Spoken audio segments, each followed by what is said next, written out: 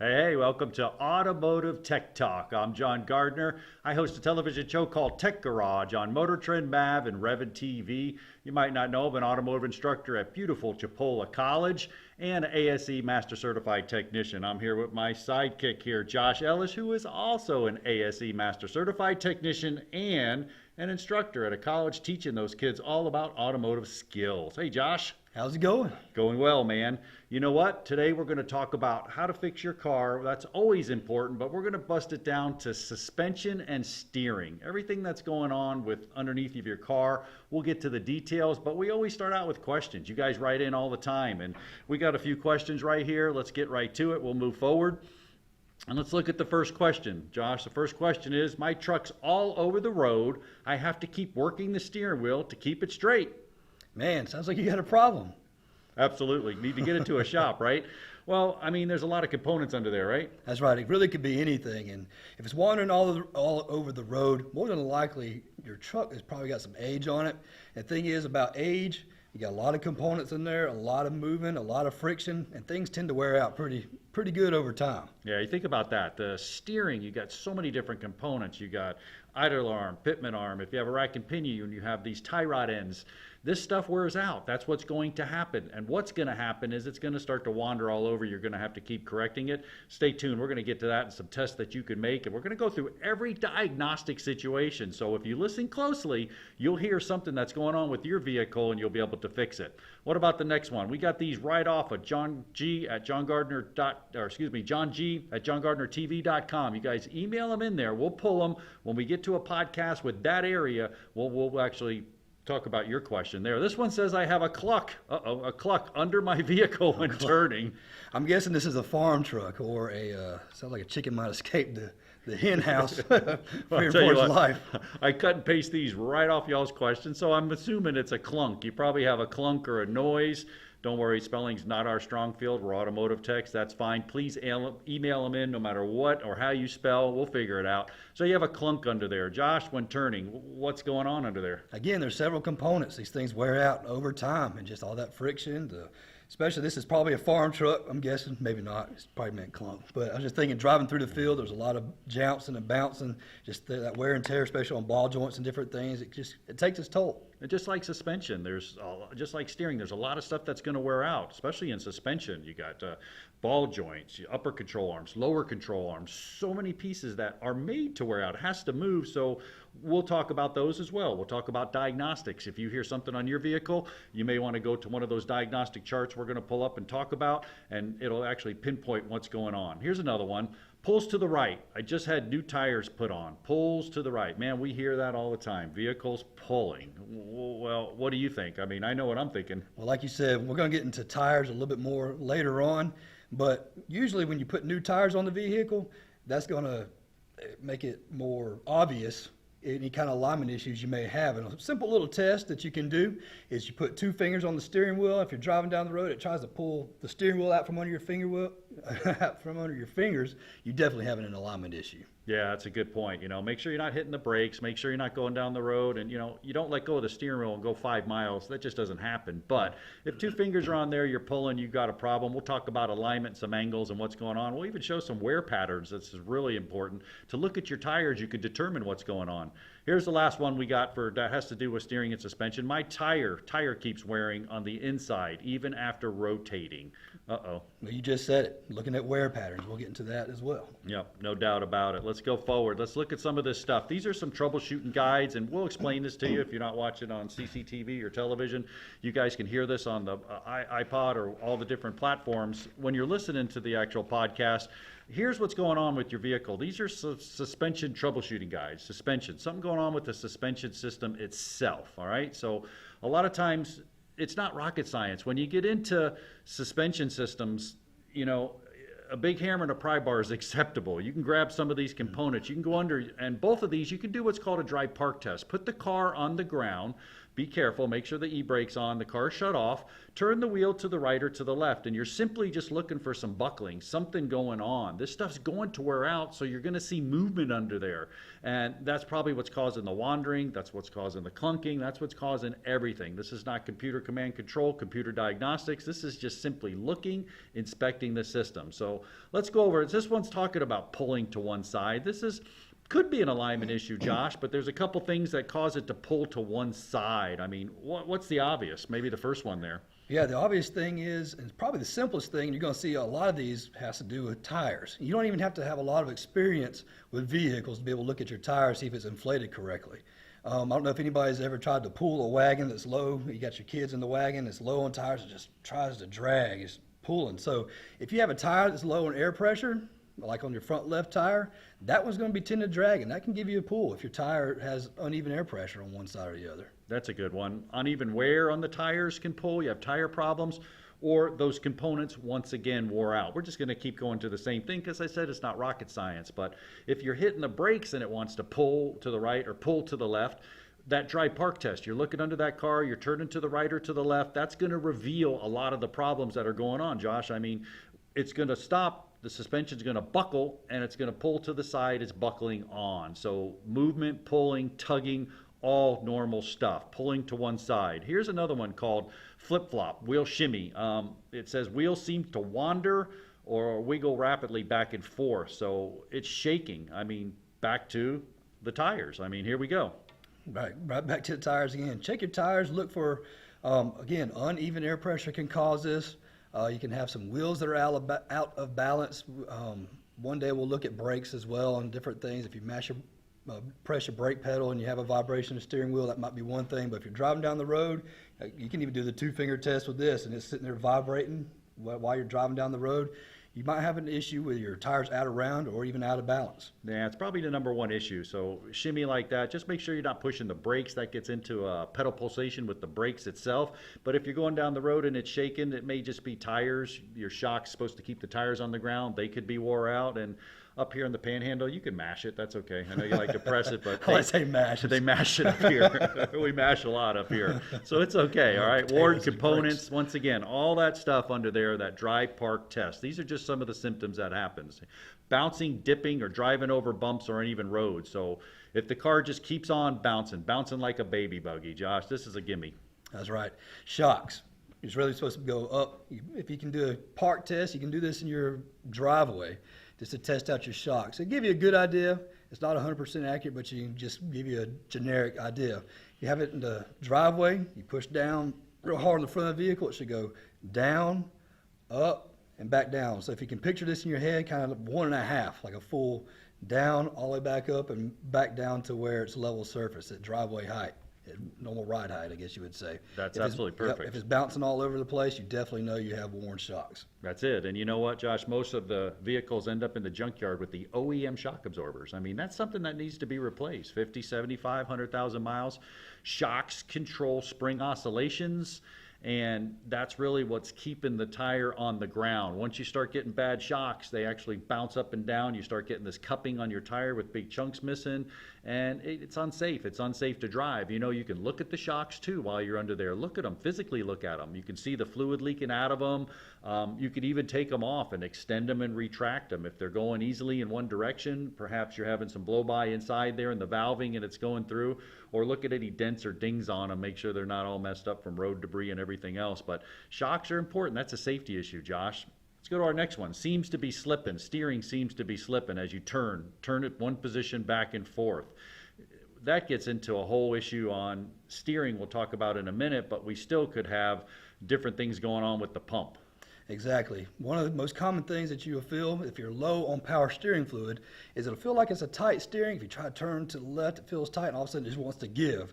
That's because the fluid just got inside your pump. And like he said, we'll get into that a little bit later, but the easiest thing you can do for a certain situation like that, just go ahead and check your power steering fluid, make sure it's at the appropriate level. Yeah, that's for sure. All right, now we get into some more of these steering issues. So remember, your suspension and steering, they work together. So what happens is the suspension has to go up and down, but you also have to turn the front of the car. So if I'm turning the front of the car to the right or to the left, the suspension has to articulate with it. So that's a lot of the stuff. When we do that dry park test, not only are we articulating the suspension as it goes up and down, we're turning that steering system. Now, suspensions, you can have 50 different types of suspension systems, 5-link, parallelogram, this, that. And then we get into steering systems. Steering systems, you have parallelogram steering systems with the gearbox. That's the old school big old trucks you see with the big gearbox down there with the pitman arm. That's connected to the center link. That's connected to the idle arm. That goes all the way out to the tires. Or you can have some of the newer stuff, which is rack and pinion, which is basically just across the bottom of the car, directly right out. You get good road feel with the rack and pinion. The parallelogram system's a more beefier system. It's something that's going to hold together a little more, but Takes up space. yeah, it takes up a lot of space, and you don't have that road feel that customers want today. So hard steering, you got hard steering. It's hard to steer. Hard to steer. I mean, number one. What's number one? First thing that comes to my mind is going to be something to do with your power steering pump. You could have, once again, low fluid, but there's also something that turns that power steering pump called a belt. And if your belt's got some stretch to it, or if it's wore out, it might not be turning that power steering pump like it should, and you don't have feel the power as far as when you're turning like you ought to. Yeah, that's for sure. Power steering pump, power steering fluid. Once again, visual leaks. You're under there. I keep going back to it. Dry park test. Put it down. Turn the wheel to the right or left. Got a buddy under there, all safe.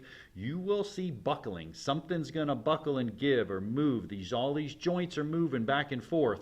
That buckling is not good. You shouldn't have any of that. That's causing that question on that wander to the left or right, having to keep correcting the steering wheel. Then we get into that articulating over the bumps and getting that clunking noise, or clucking noise if you have a chicken under there. But if it's a clunking noise, you turn to the right or you turn to the left, you're going to articulate, you're turning into the Winn-Dixie parking lot, and cuckoo, you get that one bump and you never get it again. That's because you have to get it to that weird position of to where that ball joint's going to buckle. I mean, it will buckle eventually, but that dry park test sometimes will give you that right underneath there looking at it. So, power steering, hard to steer. Tires low on air, makes it hard to turn back and forth. That belt slipping, the stuff that you said, leaking, look for leaks, get under there. Power steering fluid, you can look for it leaks. And please don't just pour anything in the power steering anymore. We used to put transmission fluid in there. That's all we did. You can't do that anymore, can you, Josh? No, you cannot. Each vehicle manufacturer specific, you have to have the right fluid, especially if your vehicle has electronic power steering now. You don't want to put just any kind of, even go to your, excuse me, you don't want to just put any kind of power steering fluid in there, any kind of universal. It takes a special electronic power steering fluid that has to go in there. And where am I going to find that? Right in the owner's manual in the glove box, the service manual. Call your dealer. Don't just pour the fluid in there. The seal sometimes needs some kind of lubricant or different types of fluids in there to actually help the system. The fluid is the lifeblood of the system, man. I mean, you start putting dirty fluid in there, you're ruining all the seals, you're ruining the pumps, you're ruining the stuff. Power steering flushes are normal. You can go in there, you can get it flushed, you can get new fluid put in there. It wears out like any other fluid, just over time. It does. You definitely want to take care of that. I mean, you're driving down the road, that is your steering aidability.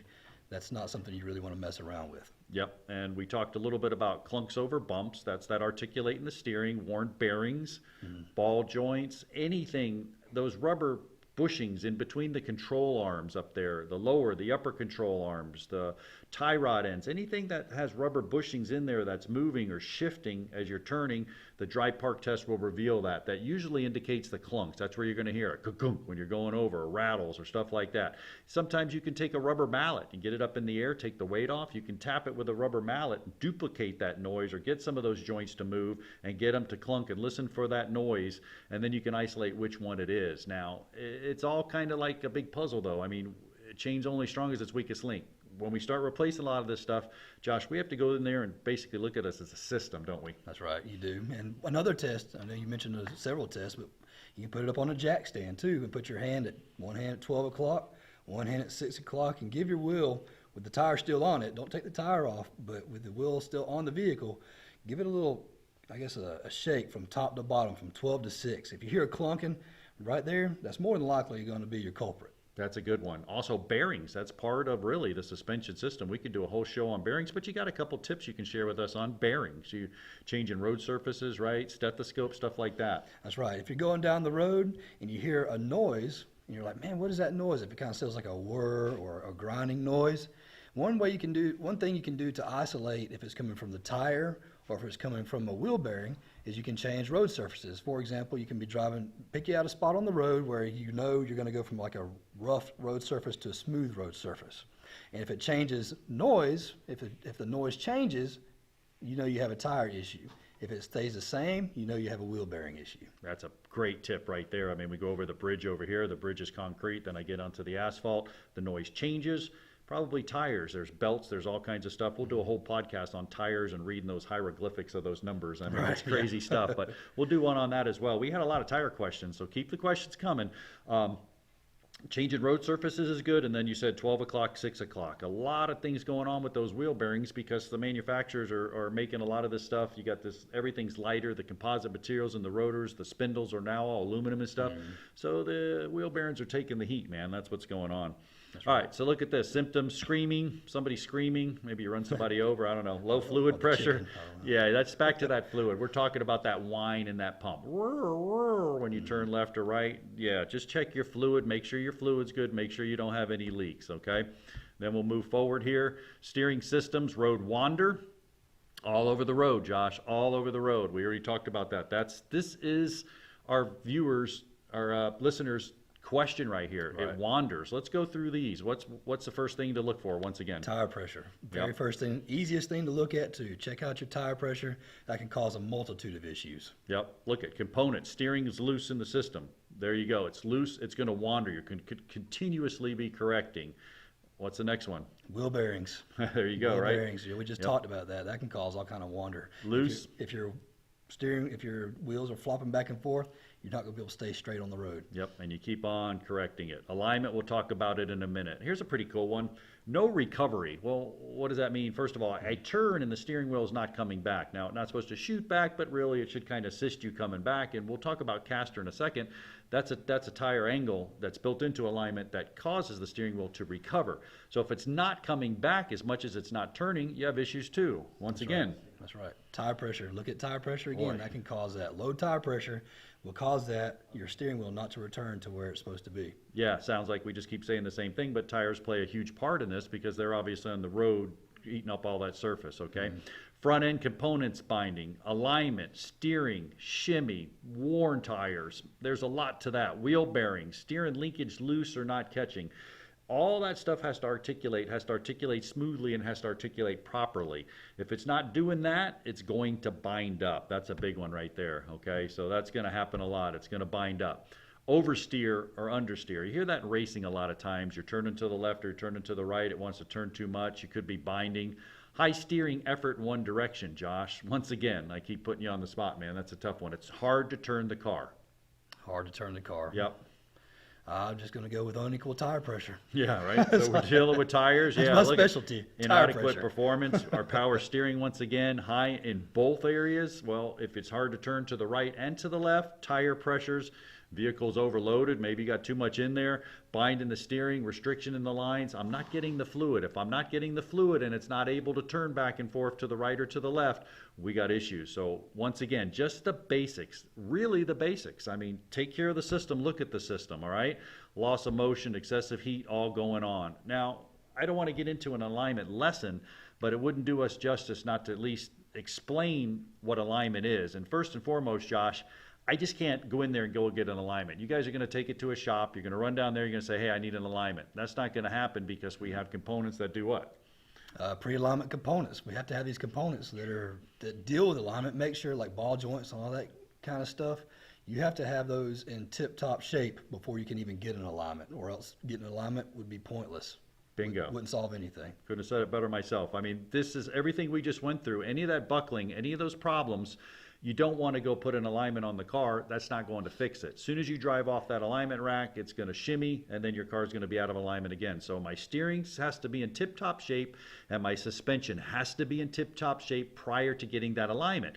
And you feel like a lot of times you go into a shop, you say, I just want an alignment, man. I just want an alignment. And the tech comes out, and he's a great tech, and he says, okay, $600 later, we'll give you an alignment. And most of the time, it's probably true. You probably have a bunch of ball joints, you have some tie rod ends, you have some control arm bushings that are wore out. And he wants to come out and he wants to fix those prior to doing alignment because his alignment's not going to stick. And then you're going to come back and go, man, you did me a bad alignment. And that's not true. A lot of those components wear out. So let's talk about a couple of these angles, okay?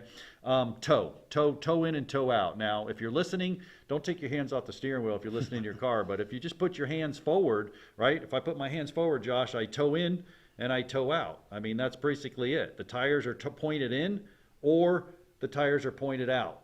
That's one of the biggest tire wearing angles as viewed from the front of the car. So I'm looking from the front of the car and I see that the tires are pointed in. That's going to scuff or rub the tires from the inside out. I mean, just dragging them down the road. I'm sorry, from the outside in, right? Right, outside. Yeah, help me out here. From the outside in, absolutely. I'm dragging them down the road, man. I'm ripping them. And you're going to see what's called feather wear in a minute, and that's what happens to the tires. That's toe in, toe out. They're sticking out like this, Josh. So how are they going to wear that way? From the inside out. There you go. You look on both your front tires, both on the inside, you might have a toe angle problem going on. Yep, and let's face it, you go down there, you know, hey, you may be a great DIY guy. Just go under there and replace the components. I put some new tie rod ends, I get them close. Man, you have to go get an alignment. Yes. You'll wipe out the tires before you get to the alignment shop if it's 5 miles down the road, just with toe alone because you're scuffing them, you're pushing them down the road. Yeah, it'll cost you more in tires to get replaced with new ones that just got messed up. It'd be a lot less money just to go ahead and get the alignment and get it done right the first time. That's right, absolutely. Now camber, well, camber's pretty easy. If you just put your tires up at a 90-degree here, and even if you're at home listening, just think about tilting your hands in towards your head or out. So if I have them tilted in towards my head or out, that's going to be camber, okay? In is going to be positive. That's positive. So think about that for a minute, Josh. If I got it tilted in like that, where are the tires going to wear? Okay? Is in negative? No. In's positive? Yep. In's Okay. positive, and All right. it's going to wear right there on the... On the inside of the tire. Absolutely, okay? And then we go out. If it's tilted out at the top, that's positive, all right? So if it's positive, it's wearing out here on the outside of the tire. You want the tires upright. That's where you want them, perfectly upright. So you can view that once again from the front. If you see one of your tires is cocked in or cocked out from the inside, from directly straight up and down, it's going to wear that way. And remember one of our questions? One of our questions was tires wearing on one side, no matter when I rotated it. Yeah, That's you can definitely put a camber camber issue. issue on both, yeah, Yep, a right. camber issue. And here's a tip for you. If you go get an alignment, it'll always pull to the most positive camber. Most positive camber, because the tire's going to be out, it's going to want to pull to the most positive. So if you have one at 0 and the right one's at +5 or +10, it's going to pull to the right. The car's going to pull that way, and that's how the tires are going to wear. Last one is caster. Well, it's not a tire wearing angle, but it aids in that returnability. Remember we said the steering wheel has to return back? And you think about a bicycle, Josh. I'm going down the road on a bicycle, and you've probably done this before because you ride a bicycle. You ever ride Still a do. chopper? Tricycle. I ride a Tricycle. chopper, man. Iron horse chopper, yeah, buddy. What Training about wheels. training wheels? Still Yeah. have my training wheels. Can you let go of the steering wheel on a bicycle and kind of just drive and steer? You can if you're going fast enough. If you're going Yes. fast enough, you can. Why? Because that's the caster. That front wheel is way forward in the fender well. It's way up there. The forks are over the front of the actual bike on a chopper. They're way over there. So they're very hard to turn, but it aids in returnability. So that in itself keeps your car stable. And it's pretty cool. The more positive you get out there with caster, the more stable the car is going to be. Back in the day, we would do a Camaro, and we would do an alignment angle, and they would have about 2 degrees positive caster, and then the Z28 had 2.5. That's weird. Same car, but they gave you another 0.5 degree positive, and the steering got stiffer. So it felt like you had a really cool car. You had the same car, but you had a little more caster Felt like you built have in more there. control over steering a little bit. Exactly. Now, you ever go down and go shopping with a shopping buggy? I do. Sometimes I ride on the back of it, but I do go shopping every What once in a happens to the wheel? while. They flop around. Flop around. That's negative caster. It's backwards in the wheel well, and it flops all the way around as you're going down the road. So that's just some tire wear. That's some tire talk when it comes to angles or suspension angles. But let's talk about some wear patterns. You guys can go out to your car, check this out. The first one we're going to talk about is feathering. All right, feathering. This is caused by erratic scrubbing on one side or the other. Feathering, Josh. We just said feathering is caused by Toe angles. toe angles. Depending on the direction of the feathering, you're going to scuff a tire from one side to the other. Toe.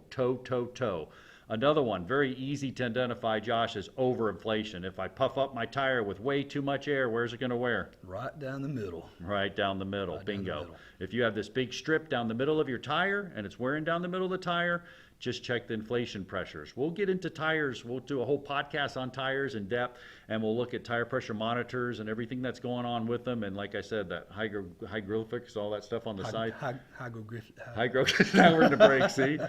Exactly. All that writing. Hieroglyphics. Hieroglyphics. There you go. You got it. Bingo. All right. What about underinflation? Now, overinflation, I got too much air in. What if it's underinflated? And this is one of the most common things for burning gas mileage. This is why we got tire pressure monitors implemented, because the government wants us to have the proper tire pressure so the tire doesn't explode and we don't do that Ford Explorer rollover deal. Right. The whole 9 yards was going on back in my day. But anyway, overinflation. What about under? What if it's underinflated? Where is it going to wear? Underinflation, you're going to have wear on both outside edges of the tire. Just the way that thing's constructed, it pulls the center of the tire when it's underinflated away from the road surface. So it's going to wear on the outside edges of the tire. So if you look and you have that kind of wear pattern, more than likely underinflation. Yep, definitely. Both sides all the way around. One side, here's the other one. We talked about the one side, and that was one of our viewers' questions that wrote in. One side was simply just camber wear. Right. Camber wear, okay? One side was camber wear. Cupping, last one. Last one, we'll wrap this thing up. Cupping is? Shocks, chunking, jumping up and down. Big pieces missing out of the tires, okay? So just check your suspension system, check your steering system, dry park test, get under there, look at anything buckling, look at your tire for wear patterns, take it into a reputable shop and get it checked out, all right? And check your tire pressure. Big time, all the time. Check your tire pressure, man. Hey, thanks to our sponsors. Great podcast. The guys down at Dodge, our boys at Dodge, Mopar boys. That's right. Mr. Bob Forty and John Forty, appreciate them a lot. Thank you so much. Yep, so much they do for our program. You guys can be a sponsor. Just call over to the program. We'll get you hooked up. And thanks to our man, E-Dub, our executive producer. E-Dub, can you come up here? You're so handsome today. My gosh, everybody, take a look at E-Dub. If you're watching on CCTV, he's all duded up. But anyway, we can't do this without E-Dub. He's the man running the show here. And we thank you guys so much for watching. Download this podcast on every venue you can find it. And thanks for joining us. We'll be back next time for more Automotive Tech Talk.